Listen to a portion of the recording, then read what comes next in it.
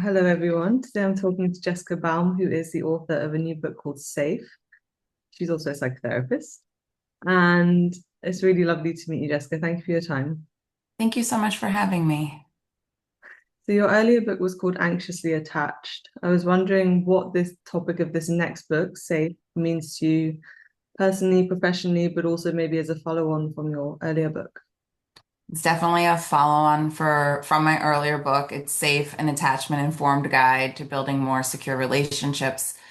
And when I wrote Anxiously Attached, I really studied the anxious avoidant dance, and it's a beautiful book and it's doing phenomenally in the world, and therapists are using it. But people came to me and they had deeper questions about why do I have avoidance, or why do I act different in different relationships, or all these questions that were so important. And through my own very deep healing that continued to happen after Anxiously Attached and my studying through interpersonal neurobiology, I wanted to give the public a much deeper dive into attachment and a more holistic dive. And I wanted to introduce the wheel of attachment.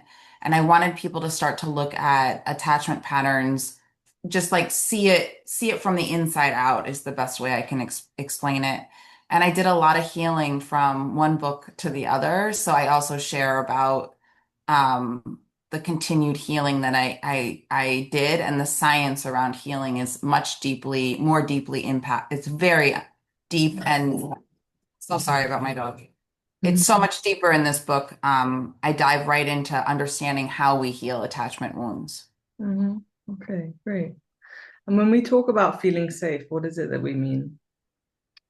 Yeah, so safety is it's so complicated because it means something different for so many people, but I use Stephen Porges's work around the nervous system and talk about a state of ventral, so a state of safety that we evolved into is when we can access our ventral nervous system, and probably many people watching probably already knows this, but I talk about how that state actually facilitates healing, Mhm. why that state facilitates healing, how our attachment wounds are accessible when we're accompanied in that state. So this book is very much about bringing this as a companion to your therapist, or what I call anchors. And anchors are people who have a high state of state safety within them, that they can access this nervous system state, and that how that combination helps us also move and integrate our attachment embedded traumas, and how important that is. So it's very much grounded in that safety, and really understanding what safety is when nervous system to nervous systems meet, but that safety is the treatment. Mm, yeah. I mean, it seems to me there's inherently like a little bit of a mismatch between the fact that on a nervous system level, we're constantly scanning for whether we feel safe. And yet hardly any of us would consciously think to ask ourselves that question. And would you agree with that? And what do you make of it? I think that, like, I think a lot of people, I mean, I opened the book in chapter one, screaming at my partner, I don't feel safe. And I think a lot of people, they might use different words, but they're dysregulated a lot in their relationship, and they don't understand why these wounds are coming up. And so they might not be using the word safe, but I think it actually is pretty well used in popular culture, which is part of the reason why I used it, because we all just want to feel safe. Um, be feeling safe versus people say they want to feel safe, but safety brings on a capacity to heal. I think people tend to move towards what's familiar, and what's familiar isn't necessarily safe. And I talk a lot about how we unconsciously seek out what our system knows to expect in relationships based on our earlier experiences. And we might move towards someone because we think it feels right, but really it feels familiar. And then the familiar patterns start to happen, and they're like, wait, this isn't right, or this feels unsafe to me, or this feels like I'm reliving some kind of personal hell. And so most of the time we're confused because our system, it it seeks what we know versus what is really safe. And so when we come in contact with really safe nervous systems and really present people, it can be unfamiliar. It's where we do our deepest work, and it might not feel comfortable. So I think a lot of people say they want it, but then when they get it, it's actually It's wonderful, but it will bring up all the work that we need to do when we're in the presence of true safety. Right, that makes sense. I mean, how might you help people start to disentangle between what feels just familiar and what might actually feel safe? Yeah, I mean, it's a good question. I mean, when I can give a personal example, like I feel comfortable with my familiar. Mhm. And so sometimes we feel like, oh, this is what we know, or I'm stuck in this relational dance, but I know it and it feels familiar. Or sometimes you can know that you're attracted to a certain type of person. Um, and then we can dive deeper as to what part of you is attracted to that person and what about that person eventually becomes your familiar pattern. Um, when I was in the presence of pure safety for a while, it pushed me into vulnerability and intimacy in ways that I didn't feel comfortable with Right. first. And so I think when you are, like, oh, it's a boring person, or it's too, or I have to push this away, or I don't like it, or it's a therapist and I go and I regress, or it's uncomfortable for me, we usually know, oh, your system's not used to that level of emotional attunement. Mm. So when we start to get it, it can be confusing and hard, and we're supposed to just kind of stick through it so that our system can start to get used to, well, this very safe, emotionally present person is not what I got as a child. And now that I'm getting it as an adult, my system needs to recalibrate Mm. and start to adjust to this. And that is a process within itself. But once you start to do that, you start to realize that is love when someone can show up for you like that. And your nervous system starts to recognize that. And the one safe relationship and doing the deeper work can change the trajectory of all your relationships because you start to understand what you didn't get, but also start to receive what you didn't get in those relationships. Yeah, yeah, that makes a lot of sense. And you have to know it to be able to replicate it, right? Yes, Yeah, your system has to start to recognize it. yeah. So I always tell, even if the safe person is me, if they experience me over and over every week, eventually you'll start to attract other people who show up in that present way. So not that everyone, but you don't need a therapist. In the book Safe, I talk about how do you find your anchors, and it can be regular people who have the neuroception of safety enough of the time. And then I give the exercises for you to co-anchor and do that work with someone who's non-judgmental, emotionally present, doesn't try to fix you, doesn't have an agenda. And Mhm. it's not so easy to find those people these days. But finding those people is part of how we start to heal attachment wounds. Yeah, I mean, so much of this is relational. And I wonder as well, in addition to that, how can we, you call them anchors, but there's inner anchors as well, right? So how can we learn to develop our own internal sense of safety? Yeah, and I really talk about this a lot. So cultivating safety comes from our earliest experiences, and many of us had anxious parents or avoidant or disorganized pieces. So we internalize that and we walk around the planet feeling pretty unsafe. Hmm. But many of us have an experience of, I use my grandmother, but sometimes it's an aunt, sometimes it's a pet, sometimes it's a friend now. We have one experience of one safe relationship, at least one, we hope, and we can start to feel into that. So every relationship in our lives that's important to us due to mirror neurons and resonance circuits, we internalize. If we can cultivate or grab onto one that we've internalized that's a sense of safety, we start to build our inner community around that as well. So we want to start to build what was safe for us and pull on that as we start to dive into the harder memories.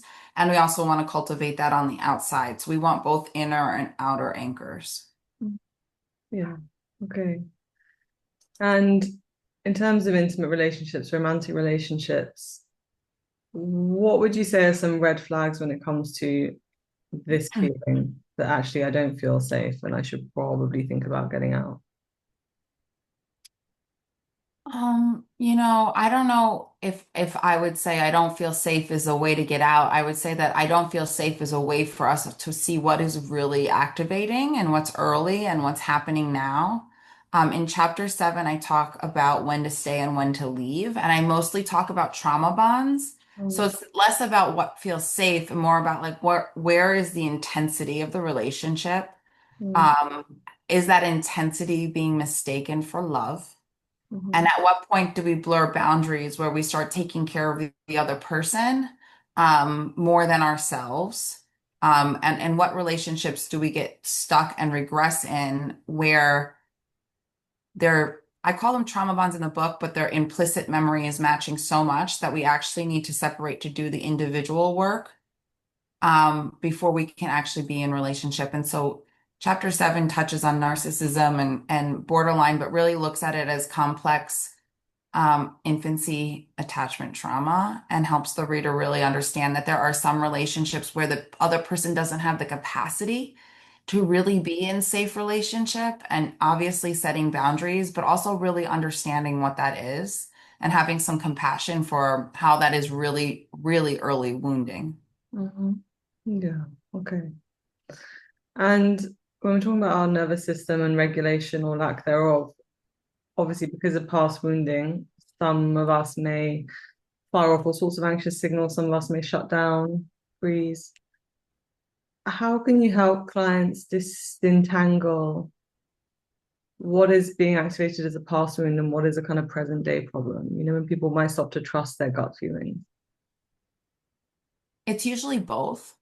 Mm, So if there's a lot of activation and sensory experience going on, like your gut, your heart getting really dysregulated, I unpack this very deeply, but I talk about implicit memory in the book and how the first memories that we store are not explicit. So they're not like going to the movie. They're not like, I mean, they're not like a movie playing in our head. They're like, we can only store sensations. So all of our earliest attachment experiences are sensational. So when your partner doesn't respond and your gut falls to the floor or you feel that, we know that your partner is doing a behavior in the here and now, but because of the sensations that are going off in your body, we know that there's earlier experiences. Those are the memories. And mm, so really helping clients, people to shift to understand what memory really is and how much more memory we store as sensation than anyone else. And when these sensations are going off in our here and now, to start to build a relationship to them differently, start to tend to them differently. And that just changes, that just makes you more conscious. mm, So one of the things I'll say is, okay, oh, we'll be talking about a relational problem, and I'll ask my client, like, where do you feel that in your body? And if mm, they say like, oh, my heart is this, or I'm feeling a tightness in my chest, or I feel queasy, I'll put my hand there and we'll stay with those sensations. And I'll help them understand that those sensations are also indicating that you have felt this before when mm, you were really small, this disconnect, this disappointment, this feel, and we stay with the embodied experience and we try to connect it to the original wound and also talk about what that person didn't get in the original wound. So we take them a little out of the here and now and we start to bring it back because we know the sensations are the memory. And that's the biggest jump that a lot of clients, and I hope when people read the book, they really grasp that because I think understanding memory and how memory works and how it's influencing us every second of the day and in our relationships can change your relationship to your own body and its own process and what's going on. It can change your relationship to how you talk to yourself, and it definitely can eventually change the relationship to your partner or whoever is deeply activating you. mm. Yeah. I mean, kind of following on from that, when it comes to therapy or any, medium of healing and growth, what would you say the kind of sweet spot is between feeling safe and feeling inevitably a bit uncomfortable as we work through hard material? I think our bodies have a tremendous amount of wisdom in them. And I think in the state of safety, I know that if you're listening and if you're doing the work, it can feel a little like scary because the unfolding of touching implicit information and not knowing how it's going to unfold when we start accessing the neural nets open and we start accessing more sensational experience. Um, Sometimes it is a little bit harder when you're in the work It's a lot harder when you're in the work. And sometimes you have to slow down enough and say, you know what, I've been going 90 miles per hour my whole life. I have to slow down and be with what's actually going on inside of me. And that can actually get harder before it gets easier. So I would say that if it is harder for you and you are meeting with a therapist or an anchor or whatever, and you're doing your work, um, eventually one of the indicators, and I write about what healing feels like, but one of the indicators is that you have more inner space and you have response flexibility time. So eventually, as you build a container for what's going on inside of you, and you have another anchor help you build a container, your reactivity time usually starts to slow down and you have more awareness. And so you're able to make different choices eventually. And Mm, not lash out or not get as upset. You might have more resources in those moments. So you do kind of know when you're in the work that it's working, but mm, it's still really hard work and it takes a courageous person. And sometimes it takes us getting to a place in our life where you're like, I just really want to heal these mm. wounds so that I can have a freer life. I mean, that's where I really got to that point myself. Yeah, yeah, that makes sense. Opening it up slightly more broadly, I mean, do you have any thoughts on modern dating practices when it comes to this idea of safety, internal safety? I think that like anxious and avoidant tend to move fast. And I was just talking to actually a new client that I know and 6 months into a relationship and he was like, I just moved so fast. Mhm. And I think that if you have really great anchors and support, that you need to process things because so many chemicals get released in the beginning and they're supposed to. They're adaptive and they're brilliant and they're wonderful to feel. But you don't really know someone until you rupture and repair with them. So you don't really know someone until you start to have conflict and you don't really know where someone's capacity is for the conflict to resolve conflict. You don't really know where the embedded patterns or the wounds are until the relationship kind of unfolds. So Mm, I would just say slow down and process your experience with someone that you really trust so that you have a sounding board as you're dating. And I don't think there's a rule of thumb. It's so hard to make like very big generalizations. Um, I would, if you meet someone and they're the one, who am I to say they're not? But if it's filled with intensity, mm, might be mistaking that for, we all have done it, for real intimacy. And intensity and intimacy are very different. And intensity can feel like love or flood your system. And I would say just also watch out for intensity. mhm. Yeah, it seems like good advice. Um, and there's something in there that feels important in terms of the rupture and repair. And like, are we getting less good at that, would you say? Um, yeah, probably. I mean, as a society, we're moving more towards avoidant attachment, but I also feel like it really depends on your childhood home. Was rupture and repair modeled for you? Was it safe? Was it safe for you to have conflict? Did your parents help you work through that? Was there empathy on both sides? Was there a way to resolve it? Or did you learn to like stuff it and be a people, Mhm. like where's your personal and I talk about this in the book. How can you start to practice rupture and repair with people who have the capacity? I was just on a phone with one of my dear friends. I talk to her every morning. She's a big anchor for me. And we rupture and repair sometimes. There's a rupture and a repair, and it's made our relationship so much stronger. And she's like, she went out to dinner with a friend last night, and I said, did you guys talk about the conflict? And she goes, I don't think this person has the capacity for rupture and repair. So Mm, we didn't talk about it at all, which is fine. But the problem is that you can't deepen a relationship when you can't talk about what's upsetting you. You can just kind of go along and change your capacity, change your expectations, but deepening in a close friendship or romantic relationship requires, hey, this is really upsetting me and mm, the other person to not get defensive and say, let me try to understand why. let me see this from your shoe. Oh, I didn't mean to do that, but that makes sense. I'm sorry that came up for you. It requires enough humility for us to admit our own mistakes and them too. And we actually get closer when we can have rupture and repair, and it really deepens. So a lot of people can't have rupture and repair. They don't know how to do it at all because they never were modeled it, or they don't have the capacity, or too much shame comes up. Oh, Yeah. you think I did something wrong? And we can be flooded with shame. So I'm sad when people can't have a positive experience, because rupture and repair makes relationships safe to be yourself, and it makes us have a better opportunity to deeply understand each other. Yeah.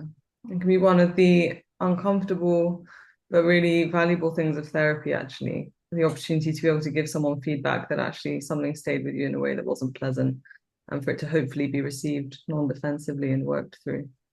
And I have rupture and repair with my clients, you know. If a client says, "Hey, this didn't land right with me," or "You seem distracted," I'm able. I remember one time my identity got hacked, and I was going to my office. This was a while ago, and one of my really near and dear clients, I see her every Thursday. She goes, "You just seemed less present last Thursday.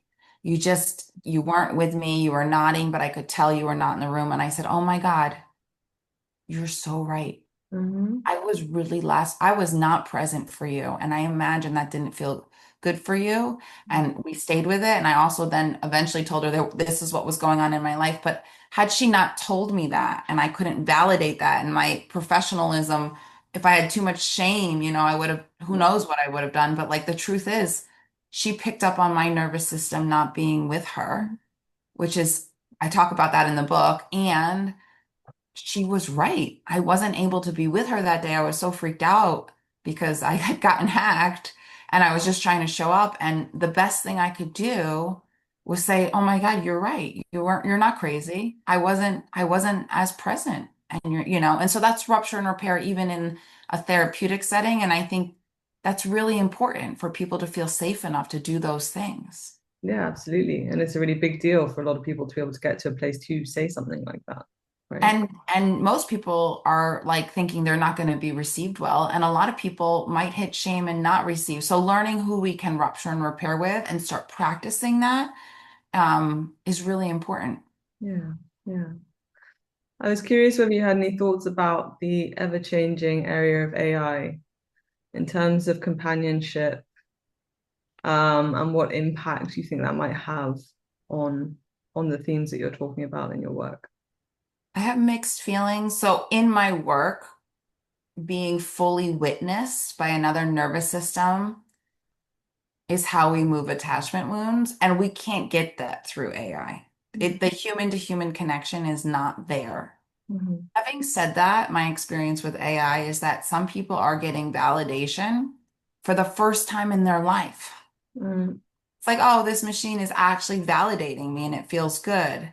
You just have to be careful with AI because it tends to over-validate and not really challenge. mm, I think it can be used as a buffer.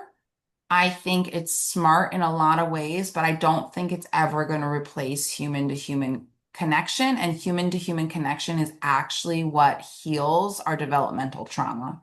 mm, So, but I think so many people are starving of just emotional reassurance that here comes AI and it's offering so many people things that never experienced before. So it's impacting so many people differently.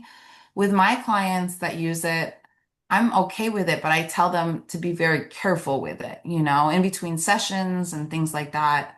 And it does over validate, like, so it can kind of pour gasoline on it mm, can like rev you up. So you just really have to be careful with it and mindful. And I think a lot of people are going to have so many different, I mean, I know people who are starving for attention and so lonely that AI, at least they have something responding to them, you know? mm. Yeah, I wonder what's going to happen in terms of whether it will make people less likely, more likely to actually seek out that next step of human to human connection. Is it enough of a plaster that it puts people Mm. off, or does it actually encourage people to seek out something more substantial? Yeah, it would make me sad if it blocks people from more support and becomes the support because it's not scientifically proven to heal AI. I mean, it can help support. So it'll be very sad for me if it becomes a blocker, but Mm, I'd be really happy if it becomes something that gets you to talk and open up and seek more help. So we'll see. we'll see. Yeah. Interesting Who question. knows? And I have such mixed feelings about it. Like, I'm not all negative about it. I just, if you read Safe, you will understand there is nothing more important than human to human connection in Yeah. our life. Mhm. Thank you, Jessica. One last question from me. We often hear about therapy being described as a safe space in the UK for sure. I don't know if that carries over into the US. What do you think of that as a description for therapy? It should be. I Hmm. think that not every therapist, I think that safety comes from a place that you can be held through non-judgmental holding and no agenda and no fixing. So we're still going to reenact things with our therapist. But if the therapist has a neuroception of safety enough of the time and can hold you and not try to fix you and not try to tell you what to do, and a lot of people come wanting that, Mm, the safe place, your nervous system will start to recognize that and you'll actually regress. This is dipping into the implicit. Like I have a client, I've been working with her for a very short period of time, 3 or 4 weeks. And I did a session with her virtually, I think Monday night. She saw me on the screen and immediately she started crying mhm, because her nervous system started to recognize mine as a safe person.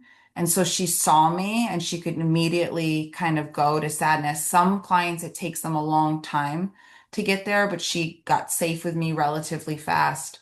So that's what we try as professionals. That's what we try to do. I'm not sure every professional does that.